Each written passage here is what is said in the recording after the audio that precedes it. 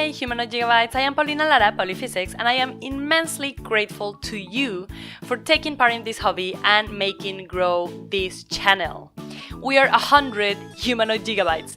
Yeah! Yes! Yay!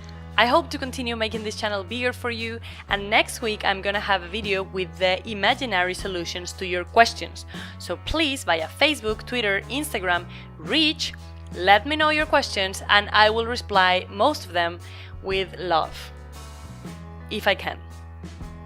The channels for the questions are already on screen, so please let me know your questions. If you have other notes, comments or complaints, not too many, let them know through this media as well. Great! That being said, we can start this week's video.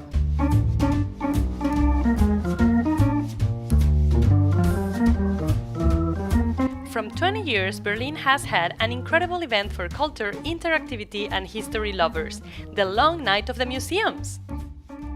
I just experienced it last week, and of course you have 80 museums to choose from. But in reality you can see 6 or 7 if you are organized and if you start punctually at 6 p.m. Mr. Pauliphysics and myself did this route starting with the Puppets Museum. It is fascinating to me how creatures are handcrafted, have love and engineering per piece.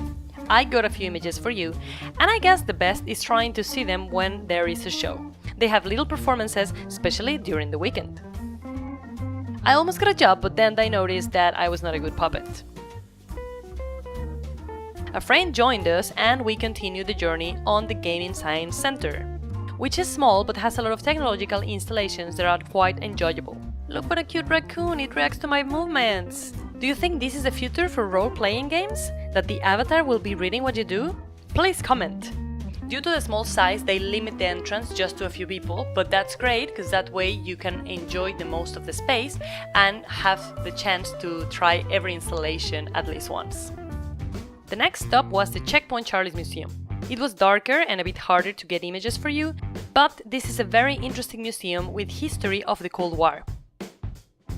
The design of it is good because you have an area for international history and the middle has facts about Berlin. It is small, but I am sure that every year millions of tourists visit it. The next museum has a really chic and contemporary design. To be honest, we went there thinking it had a free testing of sausages with the typical sauce of this region. But you must buy them! No! I am talking about the Currywurst Museum! Very pretty, it looks sponsored by some brand and it gives information on this fast food, the origin of ingredients, and has a small car where you can serve your delicious plastic curry. Yes, it's just to play, just plastic, nothing to eat unless you go to the adjacent restaurant, which is on the same place.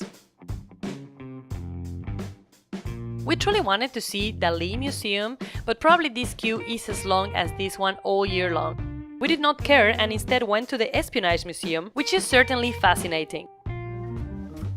From a historical line where they have ancient civilizations and mention our Malinche as a spy for the Spaniards, to contemporary lovers who get information using powerful drugs. It includes fantastic equipment used in the times of the Deutsche Democratic Republic, miniature cameras inside matchboxes, etc. You must read a lot and it was quite full, but worth seeing it. Just look at the entrance! Scientific, interactive and completely postmodern is the Otto Bock Science Museum. There you learn a lot about the human body and how prosthetics work. Here people can have a wheelchair race to death. Well, dead of hands, because they are destroyed by the friction from the wheels. Virtually you see an avatar, but you still require real strength from your arms to move through the 100 meters. Fabulous! We ended this cultural marathon with the Communication Museum that is located in a simply beautiful building. Here there are also interactive installations, transport and communication mediums from different ages, and loads of advertisement from several years. This room looks quite technical, as you see, it is full of clocks, cell phones, etc. I had a lot of fun with this Long Night of the Museums in Berlin. I think the idea is to go to different places every year. So, for example, the island, the museum's island, is included on this price, on this tour, but you require more time. If you want to know more about museums in Berlin, check the link below. and find out what it's there for you. Okay, my humanity gigabytes, I hope you enjoyed the sneak peeks I brought for you. Do you have similar events at museums in your city or similar cultural activities? Let me know in the comments. Remember, in next week's video I will answer your questions, so please send me some. Write them down here in the comments or go to Facebook, Instagram or Twitter. Yay! Because we are over 100, I send you over 100 hugs, kisses and good vibrations from the city of Berlin. I am Paulina Lara, Pauliphysics, and I see you next week. Cheers!